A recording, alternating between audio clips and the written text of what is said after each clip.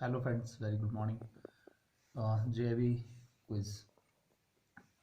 इसमें हम काफ़ी सारे क्वेश्चन डिस्कस करते हैं। 2 या 3 मिनट की छोटी सी वीडियो होती है जिसमें कि आप बहुत सारे क्वेश्चन सीख सकते हैं और विद एक्सप्लेनेशन। तो फ्रेंड्स, आज के स्टार्ट करते हैं क्वेश्चंस। तो पहला क्वेश्चन देखते हैं। SARFAESI act 2002 eligible amount of NPA, ये क्वेश्चन था। इसमें 4 ऑप्शंस थे, अबव 1 लाख, बिलो 1 लाख, 4 लाख, 5 लाख, इस तरह के क्वेश्चन, मल्टीपल चॉइस क्वेश्चन था। तो फ्रेंड्स, पहले समझ लेते हैं सरफासी एक्ट होता क्या है। सरफासी एक्ट में जो है आपका एनपीए को कम करने के लिए लागू किया गया था। ये सरफासी एक्ट बेसिकली हाइपोथिकेशन से रिलेटेड है। आपका केसीसी लोन में ज़्यादा काम आएगा ये। तो इसमें कहा गया था कि एनपीए जो होगा above 1 lakh, principal plus interest, वहाँ पे ये सरफेस एक्ट काम आएगा। ठीक है। एक कोई और इसमें क्वेश्चन ध्यान रखना कि अगर ये पूछता है कि क्या हम एग्रीकल्चर लैंड पे सरफासी एक्ट लगा सकते हैं, तो उसका आंसर नो होगा। हमेशा ध्यान रखना है। ये क्वेश्चन कई बार आ गया है इस तरह से, यही क्वेश्चन रिपीट होके और घूम के आ जाता है कि कई बार ये पूछ लेता है कितने से अबव में लगता है, कई बार पूछ लेगा कि प्रिंसिपल और इंटरेस्ट कितना अमाउंट हो। तो ये ध्यान रखना, प्रिंसिपल और इंटरेस्ट दोनों टोटल करके 1 लाख से अबव होने चाहिए। कई बार ये पूछता है कि एग्रीकल्चर लैंड पे लगता है नहीं लगता है। तो आपके 3 क्वेश्चन इसी में ही कवर हो गए हैं। ठीक है फ्रेंड्स, नेक्स्ट क्वेश्चन देखते हैं। Target for micro enterprises under priority sector. तो इसमें बहुत सारे टारगेट्स होते हैं। तो इस क्वेश्चन का आंसर ये था 7.5% ऑफ एएनबीसी या सीईओबी। इसका फुल फॉर्म भी कई बार पूछ लेते हैं, एएनबीसी और सीईओबी का।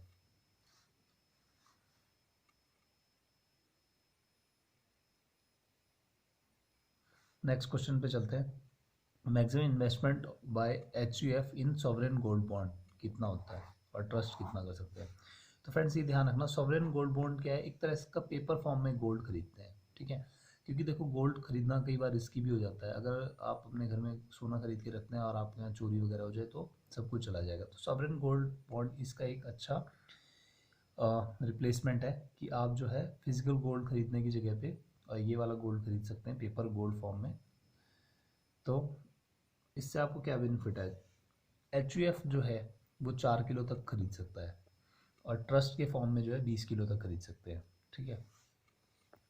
इसी में एक क्वेश्चन और बना देते हैं कि इंडिविजुअल कितना खरीद सकते हैं, वो आपने कमेंट करके मेरे को लिख के बताना है। ठीक है फ्रेंड्स, एक क्वेश्चन आपके लिए बन गया है।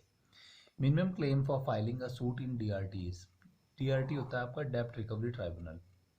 इसमें कितना तक आप फाइल कर सकते हैं, तो 20 लाख रुपए तक कर सकते हैं। ठीक है।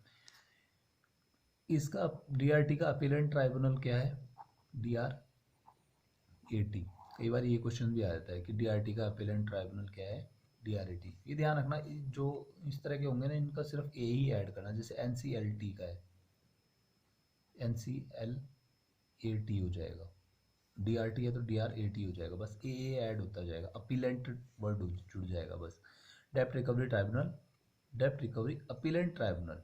ठीक है, इस तरह से ही हो जाएगा। तो आपके 2 क्वेश्चन और बन गए यहाँ पे। नेक्स्ट देखते हैं, loan to cooperative society for marketing for produce of agriculture, maximum loan of dash is classified as ancillary services. देखो क्या होता है कि कोऑपरेटिव सोसाइटीज़ भी लोन देती हैं, उससे भी गरीब लोगों को फ़ायदा होता है क्योंकि वहाँ पे इतनी ज़्यादा फॉर्मेलिटीज़ नहीं होती हैं, है ना। तो वो आसानी से लोन ले सकते हैं। तो गवर्नमेंट ने क्या बोला है कि अगर 5 करोड़ तक देते हैं प्रोड्यूस मार्केटिंग के लिए। प्रोड्यूस मार्केटिंग ऐसा होता है कि आपने कुछ प्रोड्यूस कर दिया एग्रीकल्चर बेस्ड और उसकी मार्केटिंग करनी है, जैसे कि जैम्स वगैरह वो बना दिए या फिर आपने अचार वगैरह बना दिया, उसकी मार्केटिंग वगैरह करनी है, तो आप 5 करोड़ तक का कोऑपरेटिव सोसाइटी से लोन ले सकते हैं और वो क्या क्लासिफाइड होगा, एंसिलरी सर्विसेज में क्लासिफाइड होगा। ठीक है। नेक्स्ट क्वेश्चन देखते हैं friends. In Sukanya Samriddhi account interest is compounded dash. ठीक है।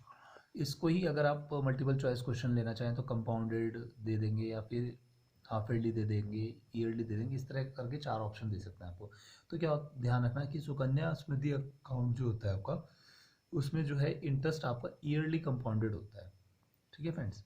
नेक्स्ट देखते हैं, SI relationship between bank and customer कैसा रिलेशनशिप होता है? बैंक इज एन एजेंट और कस्टमर इज अ प्रिंसिपल। ऐसा ही समझते हैं, स्टैंडिंग इंस्ट्रक्शन देता है वो। कस्टमर ये बोलता है कि मेरे खाते ए से और बी में हर महीने कुछ पैसे, जैसे 5,000 रुपये महीना हर महीना जाए, तो उसको क्या बोल देते हैं? ऐसा ही बोल देते हैं, स्टैंडिंग इंस्ट्रक्शन बोल देते हैं कि हर महीने इतनी तारीख को, जैसे एक तारीख को हर महीने मेरे ए खाते से बी खाते में पैसे जाएं। तो उस केस में बैंक क्या होगा? एक एजेंट की तरह से काम करेगा और कस्टमर क्या होगा? प्रिंसिपल होगा। तो ये क्वेश्चन भी कई बार आ चुका है। एजेंट जो आपका रिलेशनशिप वाले क्वेश्चन है वो आपने सब याद कर लेना, क्योंकि वो 1 मार्क्स में सारे बहुत बार आ चुके हैं। ठीक है फ्रेंड्स, होप ये क्वेश्चन क्लियर हो गया होगा आपको।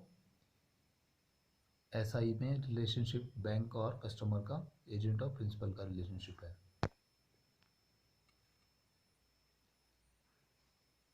नेक्स्ट क्वेश्चन देखते हैं। CCOD NPA if not renewed within dash days.